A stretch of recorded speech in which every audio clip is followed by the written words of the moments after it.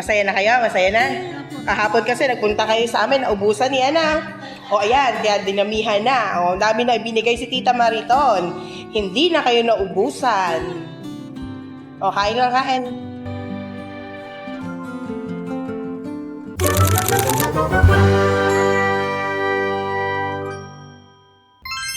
Hello, magandang gabi po. Nakauwi na ako. Pero ito, meron po akong ipapakita sa inyong vlog. Ito ay video ni Teacher Russell ng Bangka-Bangka, Nagcarlan, Laguna. Well, naikwento niya sa akin kasi na nung patapos na yung feeding para sa mga bata, may 4 na batang dumating.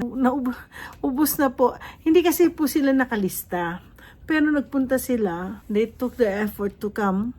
And kung makakain sila ng Jollibee. Pero, may tao dumating.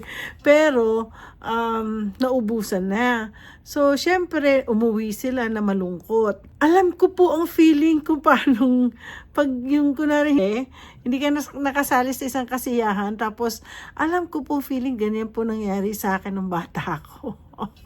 Na masakit, umiiyak ako, ganun.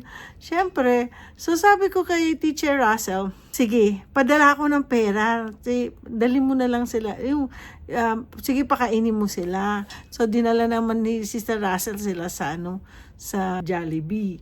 Tapos, may dagdag po akong video.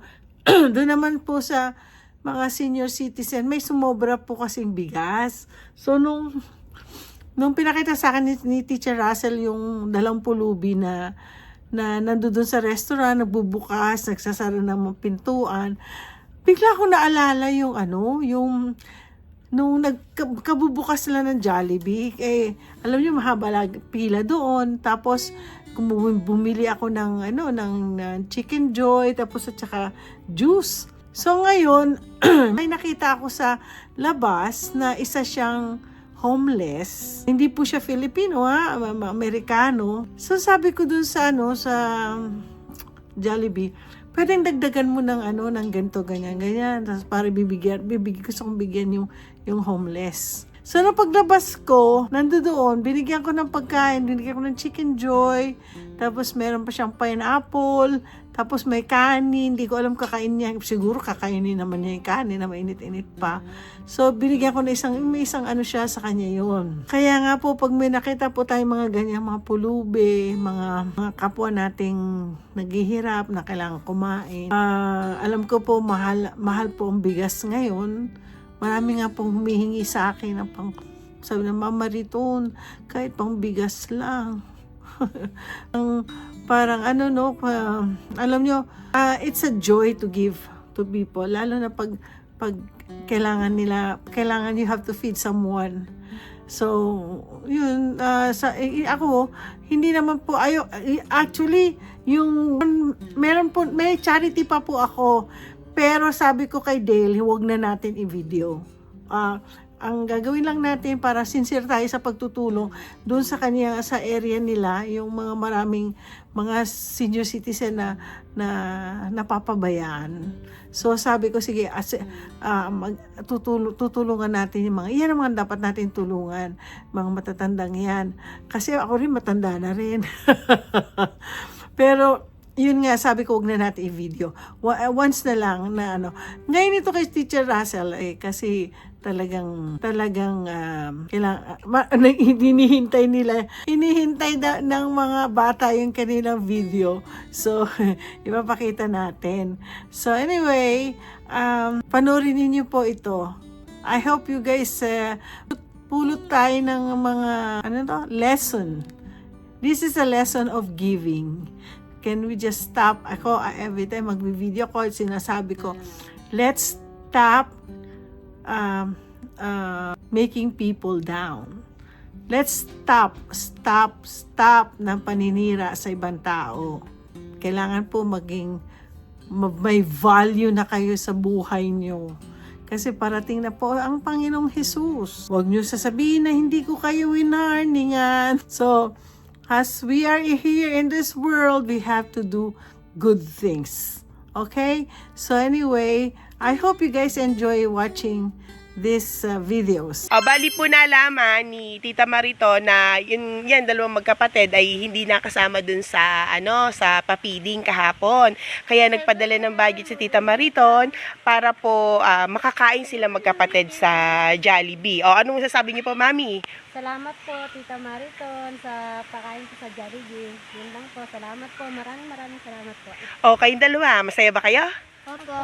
Isipin nyo na, ha? Anong gusto nyo kainin sa Jollibee? Pag pumunta tayo, anong gusto nyo kainin? Anong gusto mo? Sabi, anong gusto? Tapon sabi mo chicken. Anong gusto mo? Chicken po. Ano pa? Ano pang order natin? Fries. French fries. Ano pa? Ice cream. Wow! Sige, bibili tayo. Bibili tayo lahat ng sinabi mo. Ikaw dyan, Mark. Anong gusto mo dyan, Mark? Sabi, anak. Ganun din sa sinabi niya. Spaghetti. Gusto niyo spaghetti? Hamburger. Gusto niyo ng hamburger? Oo, sige. Pupunta tayo sa Jollibee ngayon. Kasi si Tita Marito nagpadala ng budget. Tayo ay aalis. Pupunta tayo sa Jollibee. Masaya ba kayo? Opo. Ay, sige. Sige, pagbisa tayo. Alis na. Ay po, magandang hapon po. Thank you po sa pa-Jollibee, ma'am. God bless po.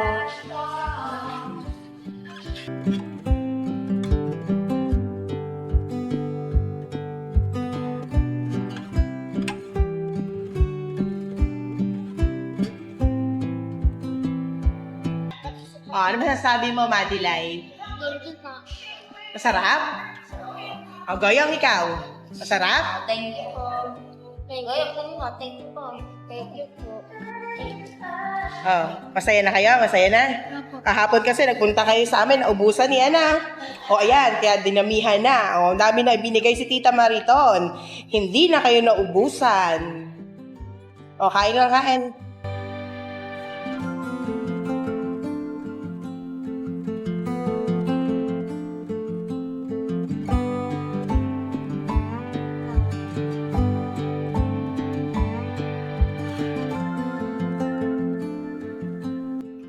Mamaya, o-order tayo ng dadalhin nyo sa bahay.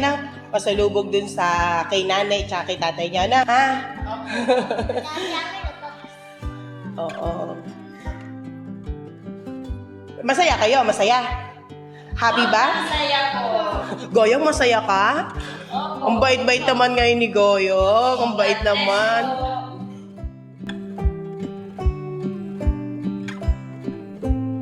Kain na kayo, kain. Ubusin na, ubusin na.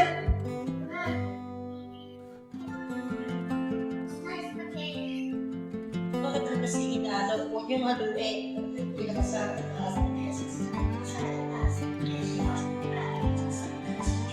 Nagpaibis ko yun sa siwas. Kita Marito. Tita Mariton. Nabusog ka? Nabusog ka, Goyong? Nabusog? Opo. Kayong dalawa, nabusog? Madilay, ikaw? Nabusog ka ba? Nabusog ikaw? Nabusog?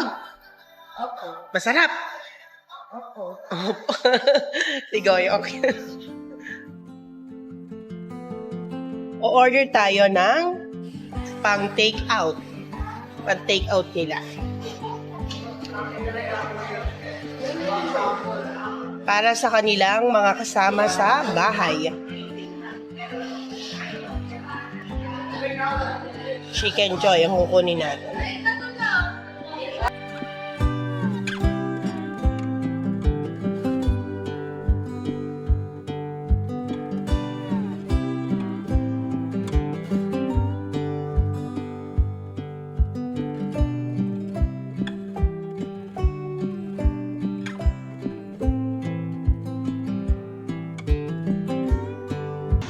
Thank you po, Tita Marito. Busog po kami.